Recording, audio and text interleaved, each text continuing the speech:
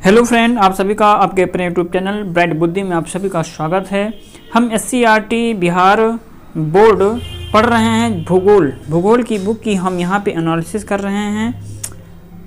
आज हम इसमें परिवहन के बारे में समझेंगे और इकाई आज ये 4 है। इससे पहले हमने इकाई 3 तक कंप्लीट करा चुका हूं। अगर आप नहीं देखे हैं तो जा करके प्लेलिस्ट में देख सकते हैं।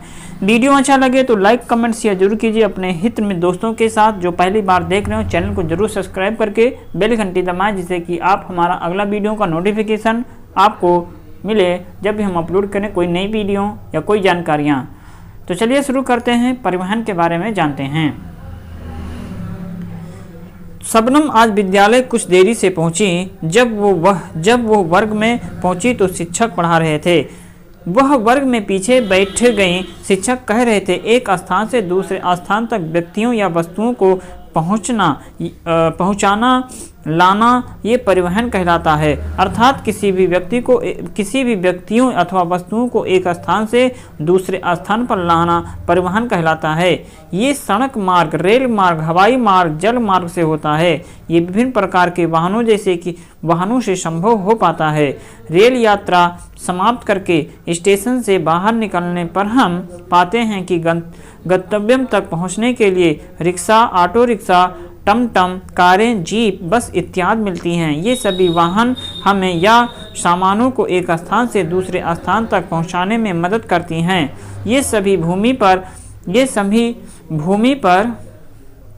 चलते हैं, इसीलिए इसे हम स्थलीय परिवहन के साधन हैं। वही दूसरी ओर हवाई जहाज आसमान में उड़ करके एक स्थान से दूसरे स्थान तक की दूरी तय करती है, इसीलिए इन्हें हम हवाई साधन कहते हैं। नावें, स्टीमर, जहाज पानी में चल करके गंतव्य तक पहुंचती हैं, इसीलिए उन्हें हम जल परिवहन के साधन कहते हैं। शिक्षक ने जब परिवहन और उसके प्रकार एवं साधनों के बारे में ये बातें कहते हुए कक्षा के बाहर खड़ी मोटरसाइकिल की ओर इशारा किया, तब सभी बच्चों ने एक स्वर में कहा, ये सड़क परिवहन का साधन है। शाबाश। ये कहते हुए शिक्षक ने श्याम पट पर लिखा परिवहन के प्रकार के बारे में शिक्षक ने सभी बच्चों को बताया। तो शिक्षक ने बताया कि परिवहन 3 प्रकार का होता है, स्थल परिवहन, जल परिवहन और वायु परिवहन। वही स्थल परिवहन के भी 3 भाग हो जाते हैं, सड़क परिवहन, रेल परिवहन और पाइपलाइन। वही देखा जाए जल परिवहन के भी 3 भाग हैं, एक आंतरिक जल परिवहन और एक अंतर्राष्ट्रीय जल परिवहन। आइए हम एक एक करके परिवहनों के बारे में जानते हैं। स्थल परिवहन के प्रकार हैं, सड़क परिवहन के बारे में जानते और समझते हैं। जिसमें से सड़क परिवहन है। लिखने के बाद शिक्षक ने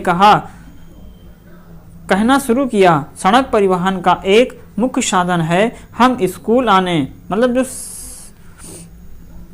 एक मुख्य सड़कें जो होती हैं, सड़कें परिवहन का एक मुख्य साधन है। हम स्कूल आने, प्रखंड में कहीं आने जाने, जिला मुख्यालय जाने से सड़क या रेल मार्ग का उपयोग करते हैं। अपने देश की सड़कों को उनकी उपयोगिता और क्षमता के आधार पर विभिन्न प्रकारों में बांटा गया है। इसी आधार पर उनकी देखरेख की जाती है।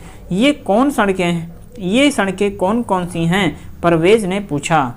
देखो बच्चों, देश की अनेक सड़कें स्वर्णिम चतुर्भुज राजमार्ग के नाम से जानी जाती हैं। जैसे कि दिल्ली, कोलकाता, मुंबई, चेन्नई को आपस में 6 लेन वाली सड़कों से जोड़ने वाला यह मार्ग देश में द्रुत गति से सामान को ढोने और आने जाने की सुविधा प्रदान करता है। इसके अंतर्गत उत्तर से दक्षिण की सड़कें श्रीनगर के कन्याकुमारी को जोड़ती हैं, जबकि दूसरी सड़क असम के सिलचर से पश्चिम के पोरबंदर को जोड़ती हैं। इस सड़क का निर्माण और देखरेख भारतीय राष्ट्रीय राजमार्ग प्राधिकरण करती हैं, अर्थात इसका देखभाल ना ही इसका शॉर्ट फॉर्म है। National highway authority of India के द्वारा इसकी देखभाल किया जाता है। तो आइए हम ये देखते हैं मानचित्र में कि इसका विस्तार कहाँ से कहाँ तक है। तो यहाँ पर देख सकते हैं दिल्ली, फिर यहाँ पर पोरबंदर और यहाँ पे आकर के चेन्नई इसके बाद ये कोलकाता। इन्हीं 4 नगरों को ये जोड़ने का काम किया जाता है, इसीलिए इसे स्वर्णिम चतुर्भुज राजमार्ग कहा जाता है। जिसकी देखभाल की बात किया जाए, इसकी देखभाल ना ही करती, अर्थात national highway authority of India के द्वारा, भारतीय राष्ट्रीय राजमार्ग प्राधिकरण के द्वारा इस राजमार्ग की देखभाल किया जाता है। अर्थात इन सड़कों का जो विस्तार देखने को मिलता है, ये कहाँ से कहाँ तक हैं। इसके अंतर्गत उत्तर से दक्षिण, है ना, उत्तर से दक्षिण की सड़कें जो श्रीनगर से कन्याकुमारी को जोड़ती हैं, श्रीनगर से कन्याकुमारी को जोड़ती हैं। ये श्रीनगर से, अब ये श्रीनगर से कन्याकुमारी कहाँ पर है, यहाँ पर इसको जोड़ने का काम किया जाता है।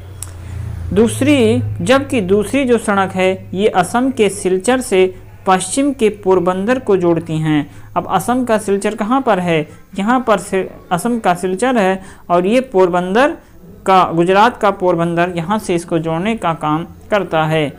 आगे यहाँ है और ये तो बता ही दिए कि इसका निर्माण, इसकी देखभाल कौन करता है। इसका जो देखभाल है भारतीय राष्ट्रीय राजमार्ग प्राधिकरण के द्वारा इस राजमार्ग का देखभाल किया जाता है।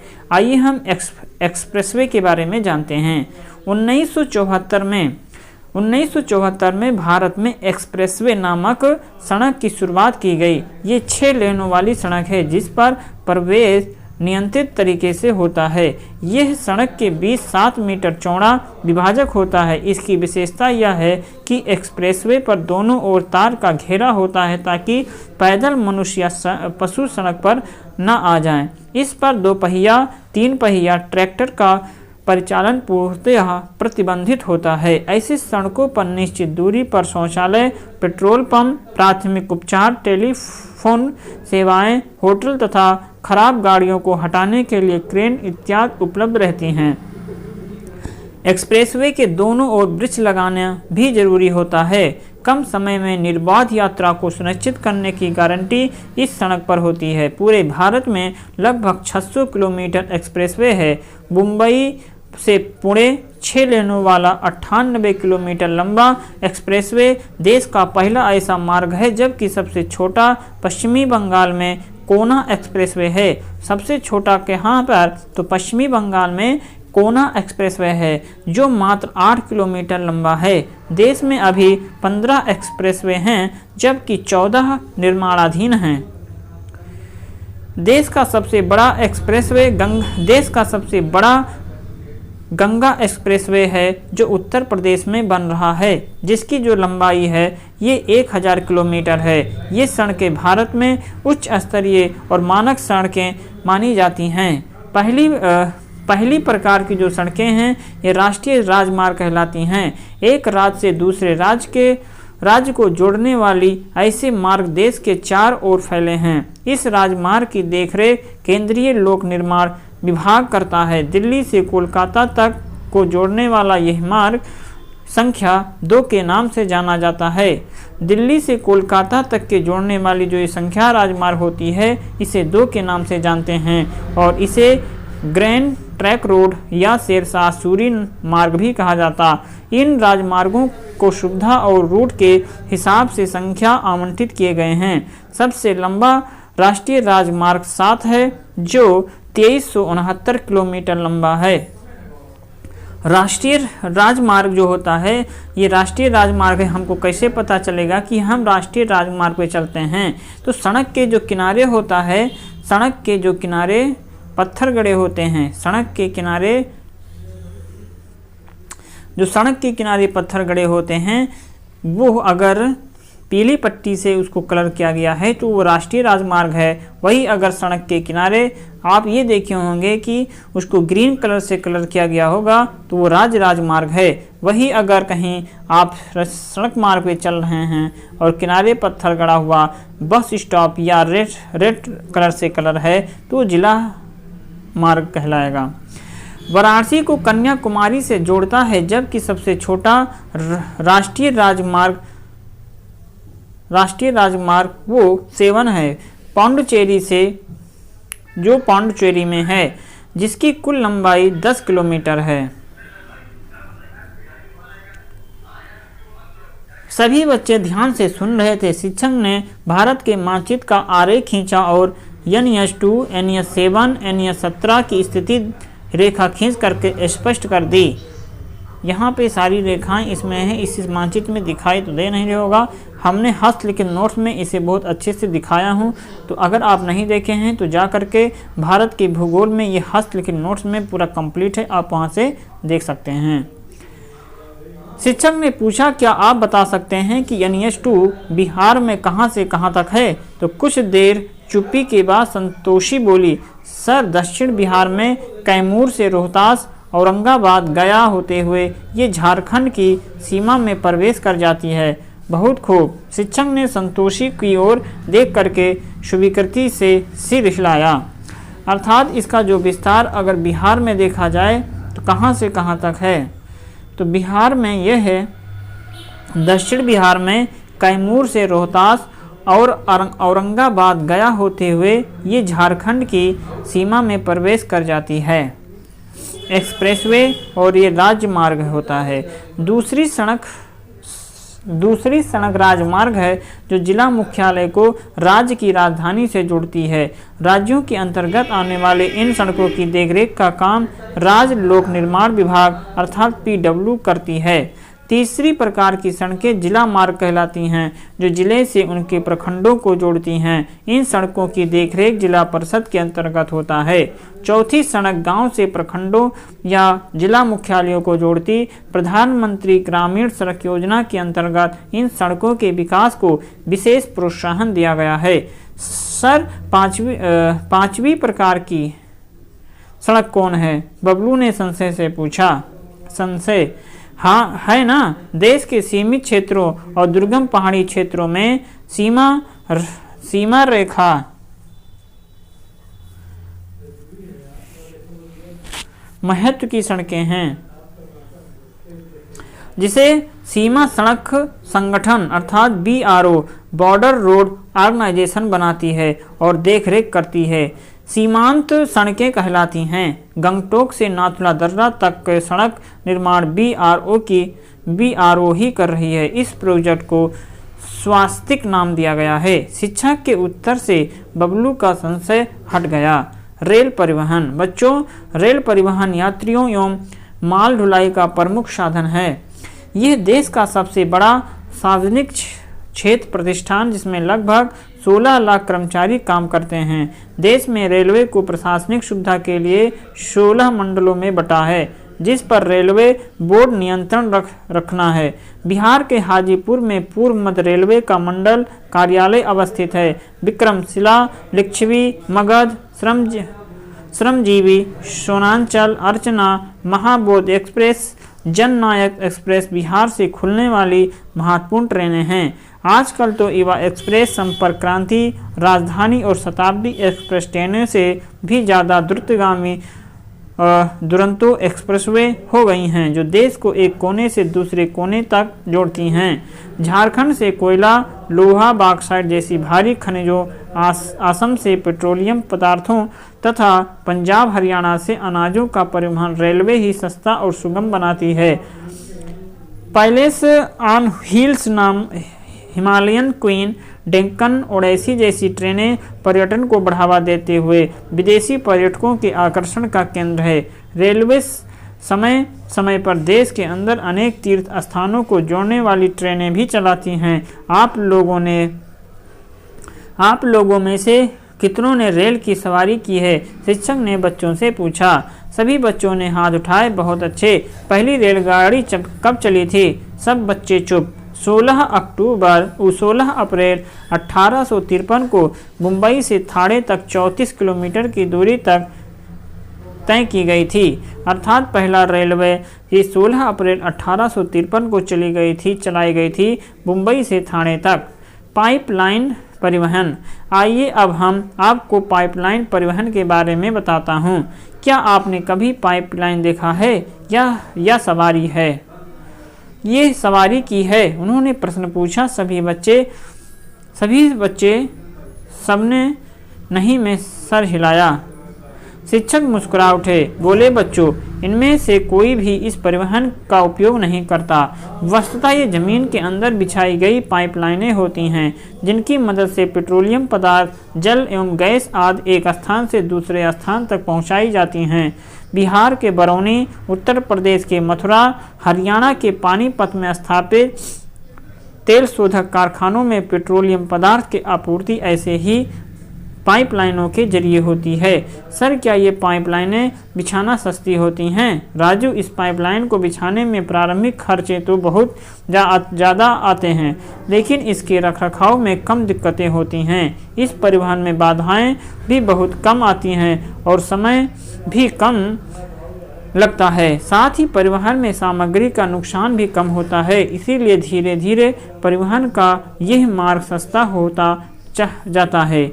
जल परिवहन। अच्छा,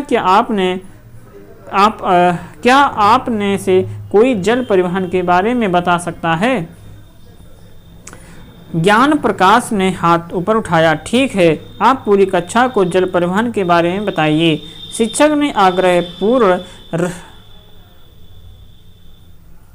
आग्रहपूर्ण स्वर में कहा। ज्ञान प्रकाश कहने लगा, जल परिवहन भी दो प्रकार के होते हैं। पहला आंतरिक जल परिवहन, दूसरा समुद्री जल परिवहन। आंतरिक जल परिवहन देश के अंदर नदियों के जल ने जहाज़ों के परिचालन किया जाता है और यात्री व माल की ढुलाई की जाती है। देश के अंदर लगभग 15,000 किलोमीटर नौ संचालन जलमार्ग है। कितना? देश के अंदर लगभग 15,000 किलोमीटर नौ संचालन जल मार्ग है। भारत सरकार ने पश्चिमी बंगाल के हल्दिया से इलाहाबाद तक गंगा नदी में सदियों से घुमरी, ब्रह्मपुत्र नदी में दक्षिण भारत में केरल के तटीय नहर कोट्टापुरम से कोल्लम को राष्ट्रीय जल मार्ग घोषित किया है। गोदावरी, कृष्णा, सुंदरवन आदि महत्वपूर्ण आंतरिक जल मार्ग है। मैंने पटना में भी गंगा नदी में मालवाहक जहाज देखा है। पूर्व पटना में गंगा तट पर राजेंद्र प्रसाद अंतर्राष्ट्रीय जल परिवहन टर्मिनल है। ज्ञान प्रकाश की बातों से शिक्षक बड़े प्रसन्न हुए। पूरी कक्षा ने तालियां बजाई। ज्ञान प्रकाश ने आगे कहा कि समुद्री जल परिवहन भारत की लगभग 7,500 किलोमीटर लंबी समुद्री तट बंगाल की खाड़ी और अरब सागर के साथ लगी हुई है। इन समुद्र तटों पर 12 लाख बड़े बंदरगाह और कई छोटे और मझले पत्तन हैं, जिनमें अंतर्राष्ट्रीय परिवहन सुलभ होता है। गुजरात के कच्छ ने कांडला, पत्तन, ज्वारीय पतन, वही तूती, कोरीन, नोहाशोहा, पारादीप, विशाखापट्टनम, हल्दिया, चेन्नई, बेंगलुरु, मारमागांव इत्यादि बंदरगाह हैं। मुंबई खुला हुआ बड़ा प्राकृतिक बंदरगाह है। मुंबई के इस बंदरगाह में अधिक जहाज़ों के आवागमन के कारण ही इसके निकट एक दूसरा बंदरगाह विकसित किया गया, जिसे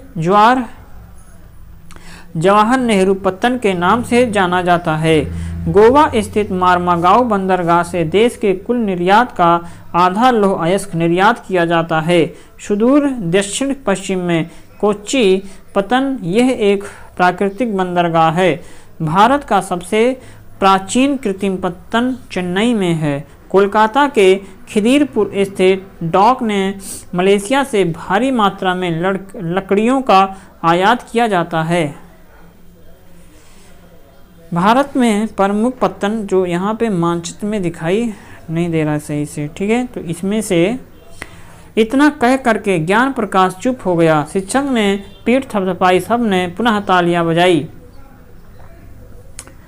इसी बीच आसमान में उड़ते हुए हवाई जहाज के शोर ने सबका ध्यान खींचा। प्रिया बोली, सर, हवाई जहाज तो वायु परिवहन का हिस्सा है ना? बिल्कुल, हेलीकॉप्टर, जेट, ये सभी वायु परिवहन के अंतर्गत आते हैं। परिवहन के साधनों में ये सबसे द्रुत गति के साधन हैं। यद्यपि ये महंगा है, फिर भी दुर्गम क्षेत्रों ने भी आसानी से और आरामदायक ढंग से पहुंच जा सकता है। पहले वायु परिवहन विशिष्ट लोगों के ही हाथ में था, लेकिन 1953 में सरकार ने वायु परिवहन का राष्ट्रीयकरण कर दिया। शुरुआत में एयर इंडिया की हवाई यात्राएं देश से विदेशों तक जुड़ी थीं और इंडियन एयरलाइंस अर्थात इंडियन घरेलू एवं पड़ोसी देशों से जुड़े हुई विमान सेवा थी। पवन हंस हेलीकॉप्टर सेवा इससे दुर्गम क्षेत्रों में हवाई यात्राएं उपलब्ध करती है, दुर्गम क्षेत्रों में। लेकिन आजकल हवाई सेवाएं निजी कंपनियों के द्वारा चलाई जा रही हैं, जो घरेलू और पड़ोसी देशों के लिए भी आवश्यक है। किंगफिशर, डेक्कन जेट, इंडिगो इत्यादि प्राइवेट एजेंसियां हैं। देश में दिल्ली, मुंबई, कोलकाता, हैदराबाद, चेन्नई और अमृतसर, गया इत्यादि शहरों के अंतर्राष्ट्रीय उड़ानें हैं। इन्हीं बातों ने हवाई जहाज आसमान में ओझल हो चुका था। सभी बच्चे हवाई जहाज के सुखद द्रुतगामी उड़ान की कल्पनाओं में खो गए। छुट्टी की घंटी बज चुकी थी। बच्चों की निंद्रा क्या लिखा, बच्चों की तंद्रा टूटी। सभी ने शिक्षक को धन्यवाद दिया। कुछ एक बच्चों ने साइकिल निकाली, कुछ एक पैदल सड़क पर चल पड़े। शिक्षक ने भी मोटरसाइकिल स्टार्ट की। सभी अपने अपने परिवहन के साधनों के साथ सड़क मार्ग पर चल दिए, परंतु मोहन को नदी पार जाना था। उसने नदी के किनारे पहुंचकर नाव खोल दी और बीच मझधार में पहुंच गया। आप बताइए, अपने घर पहुंचने के लिए किन साधन का इस्तेमाल करते हैं? इसी के साथ अध्याय भी समाप्त हुआ। भारत में कौन परिवहन के साधन सबसे अधिक उपयोग में आता है? तो जल परिवहन। स्वर्णिम चतुर्भुज योजना के अंतर्गत किसके अंतर्गत आता है? ये सड़क परिवहन के अंतर्गत आता है। राष्ट्रीय राजमार्ग की देखभाल कौन सा विभाग करता है? तो इसका राष्ट्रीय राजमार्ग प्राधिकरण करता। सीमा सड़क संगठन क्या है? तो ये सीमावर्ती सड़कों की देखरेख करने वाली संस्था। सीमावर्ती या सीमा के पार नहीं, तो ये पहला ऑप्शन इसका सही है, का नंबर इसका सही है। इंडियन एयरलाइंस को अब किस नाम से जाना जाता है? इंडियन एयरलाइंस को अब भारतीय एयरलाइंस, इंडियन को किसके नाम से जानते हैं? इंडियन के भारतीय एयरलाइंस के नाम से जानते हैं। इसी के साथ अध्याय समाप्त होता है। वीडियो अच्छा लगे तो लाइक कमेंट शेयर जरूर कीजिए अपने हित में दोस्तों के साथ। जो पहली बार देख रहे हो चैनल को सब्सक्राइब करके बेल घंटी जरूर दबाएंगे, जिससे कि आपको हमारा अगला वीडियो का नोटिफिकेशन आपको सही समय पर। और जो पहली बार देख रहे हो भाई, उसको जरूर सब्सक्राइब करें, क्योंकि देखने वाले की संख्या अधिक है। सब्सक्राइब जो नहीं किए हैं वो ज़्यादा देख रहे हैं, इसलिए आपसे गुजारिश है कि आप अगर देख रहे हैं तो चैनल को जरूर सब्सक्राइब करके बेल घंटी जरूर बजाएं। चलिए हम मिलेंगे नए वीडियो में, तब तक आप पढ़ते रहें। अपनी बीपीएससी तैयारी 4.0 की तैयारी अच्छे ढंग से करते रहें। वीडियो को आप बार बार देखेंगे। कोई भी हस्तलिखित नोट्स भी आपके लिए ही तैयारी 4.0 के लिए ही इम्पोर्टेंट है, तो आप उसे भी देखें और कमेंट बॉक्स में बताएं कि कैसा है जरूर। चलिए तब तक के लिए पढ़ें, मस्त रहें, नमस्कार।